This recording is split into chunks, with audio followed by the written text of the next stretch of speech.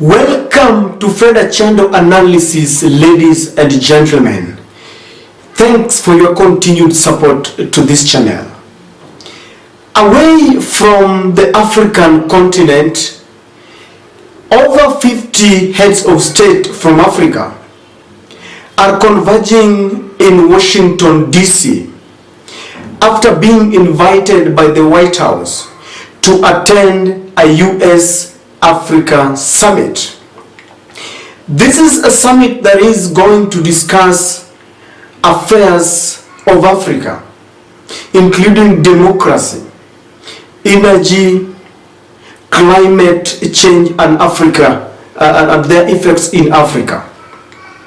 It is also an event that has excluded some African countries like Sudan, Burkina Faso, Eritrea, Togo, and many others, ostensibly because they don't practice democracy.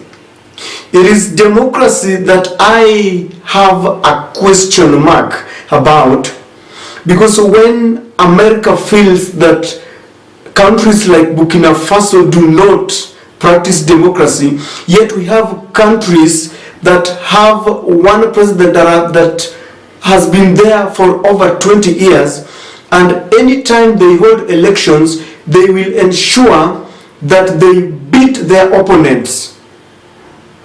In fact, elections in some African countries are mere formalities. Yes, yet those African presidents are busy in Washington, D.C., and they have been recognized as democratic presidents. It is also raising eyebrows because our big boys, America and Europe, have always chosen for us our leaders. But that is a story for another day. I saw Joe Bidden, the president of the USA, dangling goodies to the darkest continent, because that is what they call us.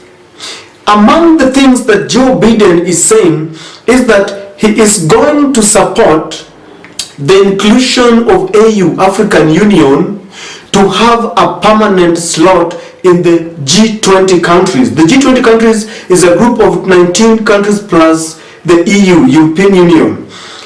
Currently, as it is constituted, it is only South Africa that is there.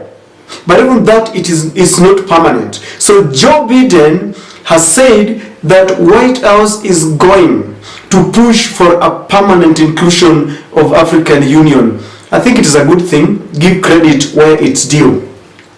Joe Bidden also announced that he is going to show his commitment, or rather, White House is going to show its commitment by giving Africa $55 billion. Sounds juicy. But then there is something that I kept on wondering about. Why do you think that the USA and Europe are busy seducing Africa? And why now? Because when you look at the deals that we are given, you may think that we are the beneficiaries. But I want to tell you that we are not the beneficiaries, and I will demonstrate to you. One of the reasons why White House and Europe have all of a sudden realized that we are important to them, and they want us to have a permanent slot at the G20, is because China's invasion in Africa. China and the East, China, Korea, and others have come with full swing that they have shaken very mightily the USA. In fact, they have complained before. So if you look at the elections that are happening in Africa, USA is trying as much as they can to replace those presidents that had made a U-turn to work with the East with those who will be dancing to their tune. A good example is our country, Kenya. Our president, William Samoei Ruto, is now working very closely with the European Union, United States, and their brothers, United Kingdom, Great Britain. But exactly why is it scaring that Africa is switching towards the East? And I will be giving you reasons, ladies and gentlemen, why America is keen on ensuring that they have Africa close to their chest. And one of the things why America does not want Africa to fade away from their grip is our minerals and natural resources. If you look at the resources that Africa has, as things like gold, uranium, platinum, South Africa produces, I think it sits on top of the countries that produce gold. And USA is very much interested in our natural resources. They are very much interested in some of these minerals. And they fear that if they give us away, if they lose grip to the Chinese and the East, then they are going to miss out on an opportunity. Because it looks to me that China and Korea and Japan decided that they are coming in a very unique way to invest in Africa. I don't know the trick that they're using, but Africa has somehow inclined and they're accepting China. So our resources, our natural resources and our minerals is something that is really of great and much interest to the USA. So as they give us the 55 billion US dollars, there is something that they want us to reciprocate. The other thing that is of much interest to the United States of America, ladies and gentlemen, are the contracts that they have seen going away to the Chinese government. In Kenya, where I am, for the first time, when our former president Mwai Kibaki got into power, we witnessed for the first time what we call the superhighways. You know, the thicker superhighway and all that. You look at Uganda and Tanzania and all the other countries, you'll realize that China has invaded those countries and they are awarded huge contracts to build roads, standard gauge railways. They are doing marvelous things in Africa. And they came with a formula that Africa cannot resist. Their deal is so juicy that Africa cannot resist. And this is the reason why USA has decided that they are now trying to seduce Africa to come back. Already in Kenya, USA has been awarded, or I think that is Britain that has been awarded a contract to build some highway from Nairobi to Mombasa. There's a highway that they have been given, and very many others. So they are coming back courtesy of the new president William Samoei Ruto, and it is happening in other countries. I want you to check this very clearly. In all the other countries that have got their elections in the next few years, you will see the USA coming in directly and indirectly to influence those elections, to ensure that they have people who will listen to them, because they want to ensure that they kick away the East. The third thing that has made Africa to be very important to the USA is that they want places where they plant their military base. In Kenya, I speak a lot about Kenya because this is where I know. In Lamu and Malindi, Britain and USA have got their military bases, and usually they come in as like there's a partnership where they partner with the African countries as training grounds where they train, and they say that they want to train the African military on how to combat terrorism, on how to combat the sailors that interfere with our seas and oceans. And so this is very much important to them, because they are checking and very closely on their enemies. East Africa is inclining towards the USA as far as their military bases are concerned. And Kenya and very many other countries that are not landlocked are very, very important to the USA and Britain, because they know that should anything happen, then if that country is not landlocked, they will easily maneuver their way through the oceans and seas that are around. So you will realize that in several countries, America has got their navy bases or the army bases, and they will always come that they're training those. And true, sometimes they come in to train, like in Kenya. I've seen very many times there is US or UK Kenya partnership where they train our soldiers on how to combat terrorism, because terrorism is something that has caused lives. The recent one was I think sometimes in last year where they bombed innocent people in Uganda. So it's very important that we really hold these bilateral ties with them.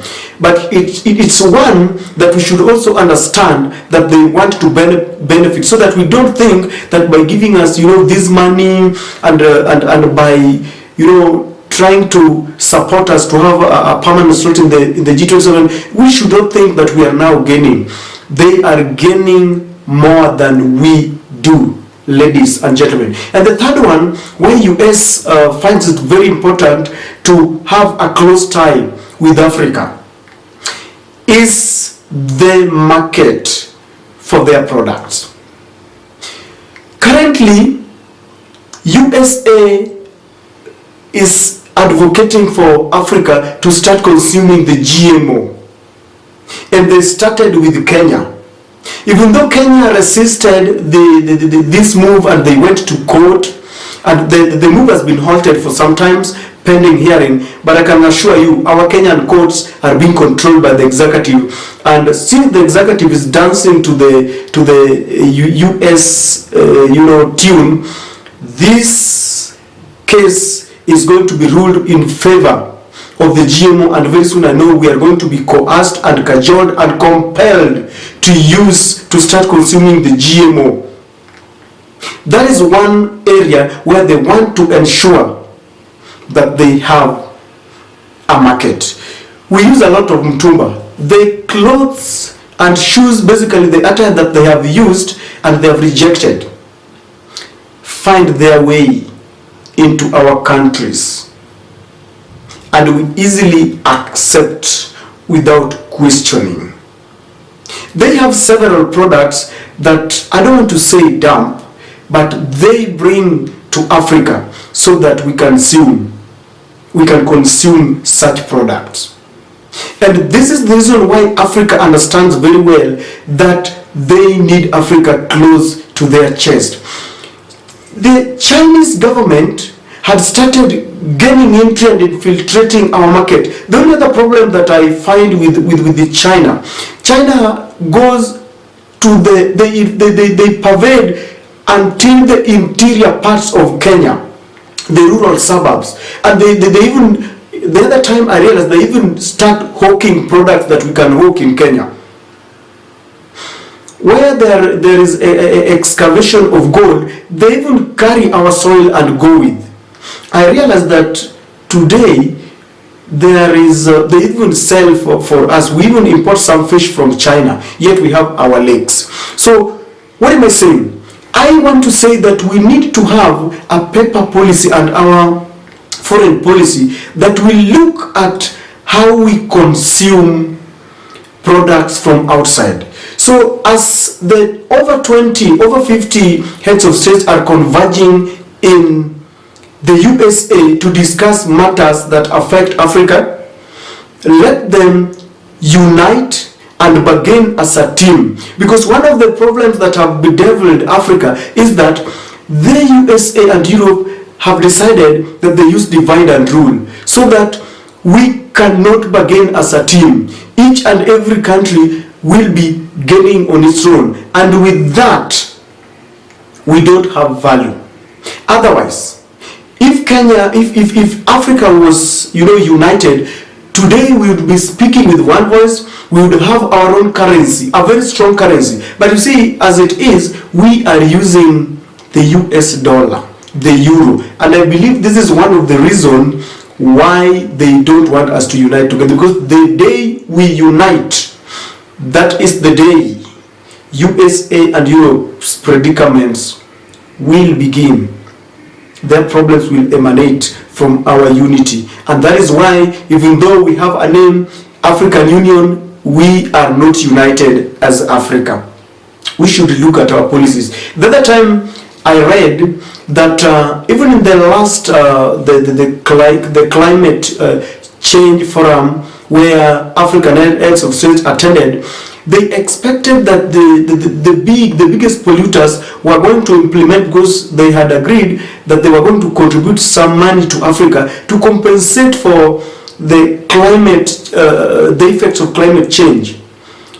That decision was carried forward to, I think, indefinitely. We don't know when it will be implemented. But why? It is because Africa cannot bargain as a team. They are not strong enough. So even as they sit, if they're listening to me, as they sit in Washington, D.C., let them understand that they should bargain to ensure that even as America comes to exploit our resources and they want a market for their products, we should also have our part of the bargain. Whatever we get from them should be commensurate to whatever we give to them, ladies and gentlemen. And I thought it's very important to understand that even as the USA dangle a carrot, it is important and crucial that we show them we know exactly what they want, ladies and gentlemen. And that is my take. If you are watching for the first time, kindly subscribe to our channel.